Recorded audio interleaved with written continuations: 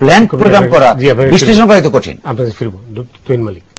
জি, যেটা বলা হচ্ছে যে প্রশ্নটা উনি করেছিলেন, জি উনি তো খুব সঠিকই বলেছেন যে নির্বাচনের সুগন্ধই আমরা পাচ্ছি না, কিন্তু সেখানে সরকার ক্ষমতাসীনের নেতা নেত্রীরা বলছেন তথ্য আছে, জরিপ আছে, গন্ধ আছে, ক্ষমতায় আসছি, কিন্তু আমরা তো সেই গন্ধ পাচ্ছি না।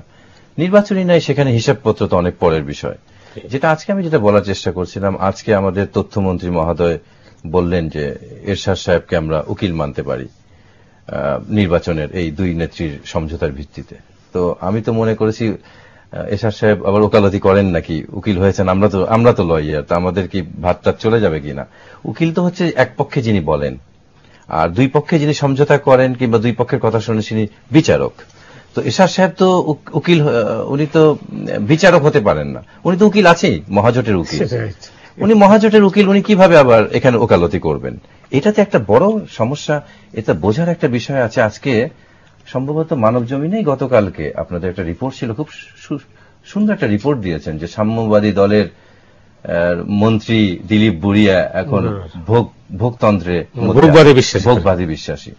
এই যে ইনু সাহেবরা যারা এক সময় বঙ্গবন্ধুর চামড়া দিয়ে ডুগডুগি বাজাতে চেয়েছিলেন এবং তার বাড়ি ঘেরাও করেছিলেন, তার বিরুদ্ধে যুদ্ধ ঘোষণা করেছিলেন, আজকে তার দলেরই উনি তথ্যমন্ত্রী, যিনি একসময় রাজাকারদের বিরুদ্ধে কথা বলেছেন, আবার তাদের সাথে একসাথে আন্দোলন করেছেন, যিনি সবচেয়ে বড় স্বৈরাচারের বিরুদ্ধে সবচেয়ে বড় কথা কিন্তু ইনু সাহেবরা বলেছেন, বামপন্থীরা। এরশাদকে একটা দিনের জন্য তারা শান্তি দেননি। আজকে সেই এরশাদ গণতন্ত্রের সবক দিবেন, আদালতে এরশাদের বিরুদ্ধে তিনি মামলা করেছেন, আর আজকে এরশাদ গণতন্ত্রের সবক দিয়ে ওকালতি করবে। এবং যে দুই নেত্রী গণতন্ত্র প্রতিষ্ঠার জন্য স্বৈরাচারকে হটানোর জন্য আন্দোলন করেছেন, সেই স্বৈরাচার এই দুই আন্দোলনকারীকে, গণতন্ত্রকামীকে সবক দিবে, ওকালতি করবে। এর চেয়ে বড় দুঃখজনক বোধহয় ইনু সাহেবের জন্য, আমাদের জন্য দুঃখজনক। তুহিন মালিক, আমি এটা বিরতি নেই, ফিরছি দুজনের কাছে। দর্শক, আমরা বিরতিতে যাচ্ছি, ফিরছি খুব দ্রুত, আমাদের সঙ্গেই থাকুন।